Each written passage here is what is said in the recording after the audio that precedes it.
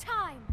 Hey guys, my name is Ryan. And I'm Miska. And welcome to Overwatch Central Quick Start Guides, less than 5-minute guides going over a hero's strengths, weaknesses, and also stuff like when to play them. Today we are going over Roadhog. Roadhog is a tank who can look after himself and also features a high solo kill potential. His main weapon, the scrap gun, has two fire modes. The primary one is made for short range and fires in a wide spread, whilst the secondary one is made for medium range and shoots a ball of scrap that explodes a small distance in front of Roadhog. His first ability is the signature chain hook, which pulls the target it latches onto towards Roadhog and deals a tiny bit of damage as well. Roadhog's sustain lies within his second ability, take a breather. This is a 1-second heal that restores 300 HP to Roadhog. And last but absolutely not least, the ultimate ability, Hold Hog. During the duration of the ultimate, Roadhog's shotgun dispenses crazy amounts of scrap, deals heavy damage and knocks the target back.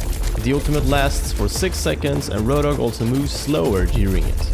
Roadhog is one of the few tanks with abilities that supports pick-off kills. The shotgun's two fire modes add a lot of versatility to the hero and allows Roadhog to stay at decent range if he wants to.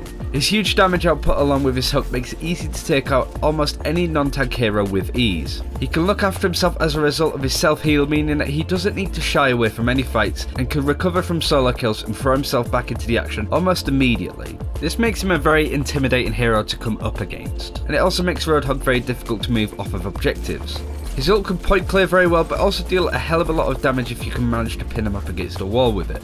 An HP pool of 600 makes Roadhog a punch bag for ultimate charge. Most tanks are very large and easy to hit, which obviously exposes them a lot, but Roadhog is the only tank that is unable to block or mitigate any damage as well. Because of this, he is also not very good at protecting his team from taking damage. Also because of how beefy and slow he is, it takes him a while to travel around the map. So if you died protecting a point, it's going to take some time to get back there.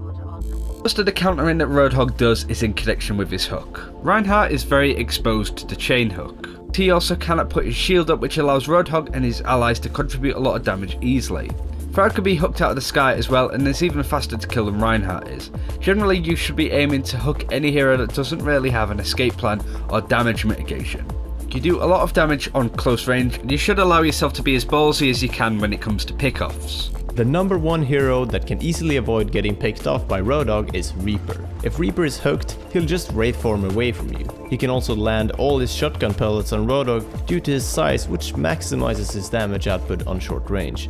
Genji might look like an easy hook combo target, but watch out for him as his deflect is almost instant when activated and can make an assault on Genji backfire easily. Tracer is another fast hero like Genji that can be hooked to be taken out, but generally you should try to avoid her since she can charge her ultimate very quickly from just dumping a few clips into Roadhog. Hooking McCree is a bit of a risk-reward scenario since he does have a chance of flashbanging you before you manage to kill him. His burst right click does massive damage if he lands all the shots as well, so keep an eye out for the cowboy.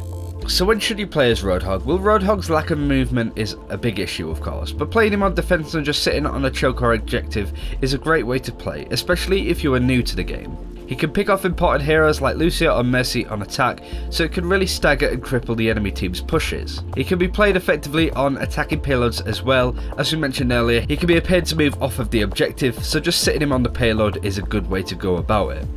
On certain control maps such as the well on Ilios, he can also be very effective as well. He can pull enemies into the well and really cause issues for the enemy team.